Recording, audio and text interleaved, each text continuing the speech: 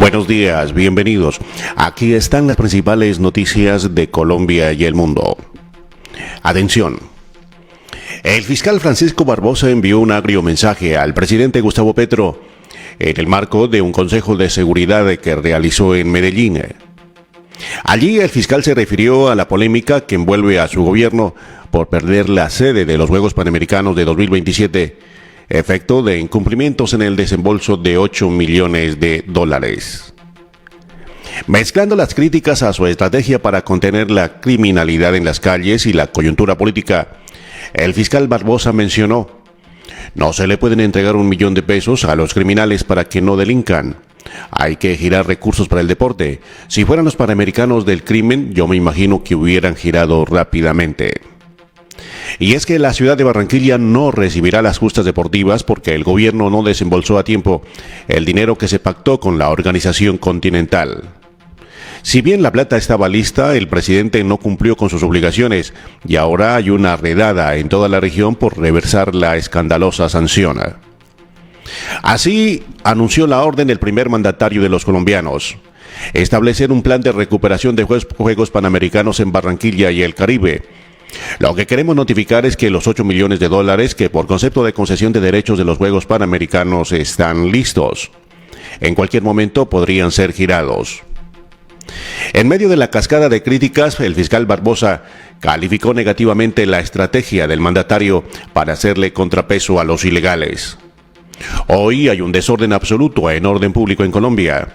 Le quedó grande el orden público y la seguridad a Gustavo Petro. Él relató que el diálogo con los armados ha traído grandes problemas y hay retrasos importantes en la ejecución de sus capturas. En primer lugar, el fiscal advirtió que los diálogos con las estructuras ilegales bajo la denominación de paz total terminó exterminando el proceso que firmó en 2016 el entonces presidente Juan Manuel Santos con las FARC. Y con todo eso, las conversaciones solo se estarían criminalizando en territorios rurales. En medio de su discurso, el fiscal Barbosa reveló que en el territorio nacional hay 3.446 órdenes de detenciones sin ejecutar y buena parte de ellas están concentradas en las veredas.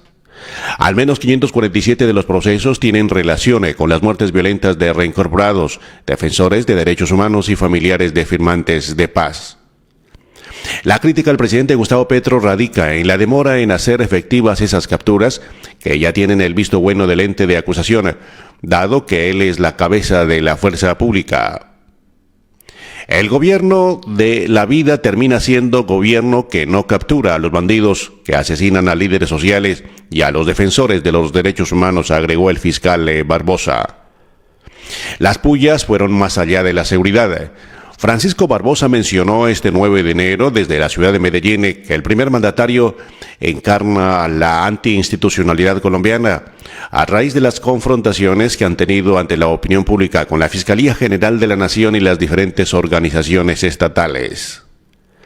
Todo esto ante la pregunta de si hay posibilidades de que el país enfrente una situación parecida a la que viven los ecuatorianos en el arranque del 2024. Mientras nosotros estemos al frente y la Constitución esté vigente, podemos decirle al país que hay tranquilidad de que seguimos respondiendo, concluyó el fiscal general. Atención. Ecuador vive horas críticas luego de la ola de violencia que se desató en sus principales ciudades este martes 9 de enero. Después de que encapuchados se tomaron un canal de televisión y amenazaron a los periodistas que estaban transmitiendo en vivo, el presidente ecuatoriano Daniel Noboa emitió un decreto en el cual establece la existencia de un conflicto armado interno en el país. Y les ordenó a las Fuerzas Armadas ejecutar acciones militares bajo el derecho internacional humanitario y respetando los derechos humanos. La Cancillería colombiana rechazó los ataques y expresó su apoyo al gobierno ecuatoriano. Así también lo hicieron los expresidentes Juan Manuel Santos e Iván Duque. Duque indicó: todo mi respaldo al presidente de Ecuador, Daniel Noboa, quien está enfrentando con determinación y valentía el crimen organizado y a esa nefasta relación de mafia y política que amenaza el Estado social de Derecho y a la democracia. El expresidente Santos, por su lado, escribió: total respaldo al gobierno del Ecuador y solidaridad frente a los recientes actos de violencia. El gobierno colombiano debe brindar todo el apoyo necesario. El Ministerio de Relaciones Exteriores, por otra parte, indicó en su comunicado que el gobierno de Colombia expresa su explícito e inequívoco respaldo a la institucionalidad democrática y al Estado de Derecho de la hermana República del Ecuador. En ese sentido, rechaza los recientes hechos de violencia desatados en varias ciudades del hermano país y expresa su solidaridad con los afectados. La Cancillería hizo un llamado para que se estabilice la seguridad y se restablezca el orden público en ese país. Por otro lado, expresó su apoyo al gobierno de Daniel Noboa y a los ciudadanos ecuatorianos. Hombres con fusiles y granadas irrumpieron ayer en directo en un canal de televisión en Ecuador en una jornada de terror en la que el presidente Daniel Noboa declaró al país en conflicto armado interno y ordenó a los militares neutralizar a las bandas narcocriminales que intensificaron sus ataques. He firmado el decreto ejecutivo declarando conflicto armado interno, expresó el mandatario a través de la red social X, mientras rige un estado de excepción por 60 días ante los secuestros de policías, ataques a la prensa y motines carcelarios. El mandatario de 36 años ordenó además a las Fuerzas Armadas ejecutar operaciones militares para neutralizar a una veintena de grupos del crimen organizado, a los que identificó como organizaciones terroristas y actores no estatales beligerantes. El decreto fue dado a conocer luego de que hombres armados encapuchados entraran al canal de televisión en Guayaquil, cuando periodistas transmitían en vivo un noticiero, lo que provocó una dramática situación que se extendió durante al menos 30 minutos hasta que intervino la policía. «No disparen, por favor, no disparen», gritaba una mujer en medio de detonaciones producidas en el set de televisión. Antes de que se apagaran las luces del set, se observó a los encapuchados empuñar una granada, apuntar con armas a trabajadores y colocar lo que parecía un taco de dinamita en la chaqueta de una persona. Un periodista del canal envió mensajes por WhatsApp a un reportero de la agencia France Press indicando: «Por favor, entraron a matarnos, Dios permita que esto no ocurra, están al aire los delincuentes». La policía afirmó más tarde que puso fin a la toma del canal y que detuvo a 13 personas. Como resultado de la intervención en el canal de televisión de Guayaquil, nuestras unidades policiales hasta el momento logran la aprehensión de varios sujetos e individuos vinculados al ilícito, señaló la policía a través de la cuenta X. En marzo pasado, 5 sobres con pendrives cargados con explosivos fueron enviados a periodistas de varios medios, uno de los cuales resultó con heridas leves tras la detonación.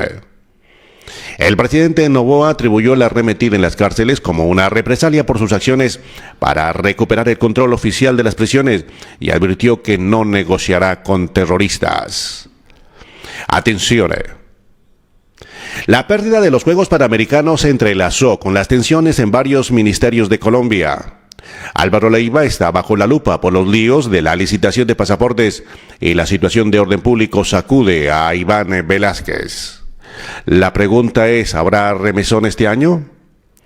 La reunión en la que se estructuró el plan para recuperar los Juegos Panamericanos duró un poco más de 3 horas. Sobre las 12:15 de este martes, desde el segundo piso de la Casa de Nariño, el presidente Gustavo Petro aseguró que los $8 millones que se deben pagar para poder desarrollar los Juegos Panamericanos en el país están listos para ser consignados. Al lado y lado del presidente se situaron 2 de los ministros que más han sido cuestionados recientemente. A su derecha el canciller Álvaro Leiva, a su izquierda la ministra del Deporte Astrid Viviana Rodríguez. Y es que en medio de este ruido que desató la pérdida de Colombia como sede de los Juegos Panamericanos, ha vuelto a surgir el fantasma de los cambios ministeriales. Tanto así que había expectativa por el primer Consejo de Ministros del año que al cierre de esta edición estaba liderado Petro en la Casa de Nariño. No se trata solo de los panamericanos que han puesto a Rodríguez en el ojo del huracán, pues en los primeros días del año también se conoció que Jefferson Elías Murillo, registrador delegado en el departamento del Chocó, fue secuestrado el 6 de enero, lo que sumado a más de 94 masacres del 2023, ha derivado en duras críticas al rol del ministro de Defensa Iván Velázquez Gómez en el manejo del orden público. Más que una crisis ministerial, lo que tiene que haber es una posición distinta del presidente. Aquí los ministros van a fracasar por una razón. Este es un gobierno que tiene la ideología de que todo tiene que ser estatal. El problema no es de nombrar a nuevos ministros. El problema está dentro de la cabeza del propio presidente, que no gobierna o que gobierna por X y no ejecuta, dijo Víctor Manuel Salcedo, congresista del partido de la U. Desde la oposición, senadores como María Fernanda Cabal del Partido Centro Democrático han dicho que Rodríguez debe renunciar al cargo que asumió en febrero de 2023, luego de que Panam Sport, organizador de los Juegos Panamericanos, comunicara que Colombia ya no sería la sede del evento deportivo por innumerables incumplimientos del contrato vigente. Y desde el mismo pacto histórico no ha salido una sola voz defendiendo su gestión. Tengo todo el derecho del mundo de exigirles a la ministra de Deportes y al presidente Gustavo Petro que resuelvan lo de los Juegos Panamericanos, dijo incluso el representante a la Cámara Ahmed Escab. Próximamente la ministra deberá enfrentar una moción de censura en el Congreso para explicar por qué no se cumplió a tiempo el pago acordado a Panam Sports. Fuentes de la Casta de Nariño ya le habían confirmado al diario El Espectador que el primer mandatario sí ha reflexionado sobre si Rodríguez debería seguir a la cabeza de la cartera. En caso negativo sería el segundo cambio de la jefatura de esa entidad. La primera ministra del Deporte de Petro, María Isabel Urrutia, aseguró que ella hizo lo que correspondía y que el pago de los juegos le correspondía a los gobiernos locales de Barranquilla y el Atlántico. Álvaro Leiva, quien está encargado de entablar diálogos con los 41 países de la región que participan en los Juegos para abogar por el caso colombiano, lleva varios meses defendiendo su decisión de declarar desierta la licitación de pasaportes por haber tenido un único oferente, Thomas Greggy Sons. Después de no haber logrado una conciliación con la Cancillería, la firma demandó al Estado por 117 mil millones. En diciembre, durante el cónclave que tuvo el presidente con todos sus altos funcionarios, quedó claro que no está satisfecho con la gestión de todos. Les pidió de manera enfática, como ya lo había hecho antes, mejorar la ejecución. Fuentes que estuvieron presentes en la reunión afirmaron que bajo la lupa estuvieron especialmente el director de Planeación Jorge Iván González, el ministro de Transporte William Camargo y la ministra de Educación Aurora Vergara. El contrato de los ministros se renueva cada 24 horas, dijo en ese momento Luis Fernando Velasco, jefe de la cartera del Interior. Los rumores de los posibles cambios no solo incluían a la Cancillería, sino al Ministerio de Defensa Iván Velázquez, al DAPRE Carlos Román González y al mismo Ministerio del Interior. Esa es la información más importante en esta jornada del miércoles. Síganos en redes sociales. Una feliz jornada para todos. Muchas gracias. Permiso.